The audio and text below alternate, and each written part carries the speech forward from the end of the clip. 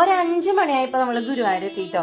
അമ്പലത്തിന് പുറത്തന്നെ ഒരു ആന്റി മുല്ലപ്പൂ വിൽക്കുന്നുണ്ടായിരുന്നു. ആ ആന്റിയുടെ കയ്യിൽ നിന്ന് 3 മുഴം മുല്ലപ്പൂ വാങ്ങിച്ചു കേട്ടോ. എനിക്ക് ഭയങ്കര ഇഷ്ടമാണ് മുല്ലപ്പൂ, അതിന്റെ സ്മെല്ല്, ചെമ്പകപ്പൂ ഒക്കെ ഭയങ്കര ഒരു നൊസ്റ്റാൾജിക് ഫീലാണ് കേട്ടോ. അപ്പോൾ അതുകൊണ്ട് എപ്പോൾ മുല്ലപ്പൂ കണ്ടു കഴിഞ്ഞാലും ഞാൻ വാങ്ങിക്കാറുണ്ട്. കഴിഞ്ഞ കൊല്ലം നമ്മൾ ഗുരുവായൂർക്ക് വന്ന ആ സമയത്താണ് ലാസ്റ്റായിട്ട് ഞാൻ മുല്ലപ്പൂ ചൂടിയത് കേട്ടോ. തുളസിമാല വാങ്ങണമെന്നുണ്ടായിരുന്നു, പക്ഷെ ഇപ്പം നിയമമുണ്ട് പുറത്തുനിന്ന് വാങ്ങിക്കുന്ന ഒന്നും ഗുരുവായൂർ അമ്പലത്തിലേക്ക് കയറ്റില്ലാന്ന്. അപ്പം അതുകൊണ്ട് നമ്മൾ മുല്ലപ്പൂ മാത്രമേ വാങ്ങിച്ചുള്ളൂ. അത് കുത്താൻ വേണ്ടിയിട്ടുള്ള സ്ലൈഡും ആ ആൻറ്റി തന്നെ തന്നു കേട്ടോ. അപ്പോൾ ആൻറ്റി നമ്മുടെ അടുത്ത് വർത്താനം പറഞ്ഞുകൊണ്ടിരിക്കുകയാണ്, എവിടെന്നാ വരണേ എന്നൊക്കെ ചോദിച്ചുകൊണ്ടിരിക്കുക കേട്ടോ വീഡിയോ എടുക്കുമ്പോൾ.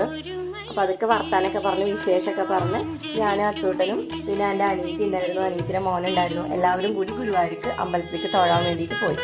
അപ്പോൾ അവരുടെ ഏറ്റവും വലിയ ഇൻട്രസ്റ്റ് എന്ന് പറയുന്നത് സൈഡിൽ കാണുന്ന ഈ കടകളാണ് കേട്ടോ. അപ്പോൾ അമ്പലത്തിൽ പോയി വന്നതിന് ശേഷം ഞാൻ അവർക്ക് വേണ്ട സാധനങ്ങളൊക്കെ വാങ്ങിച്ചു കൊടുത്തു.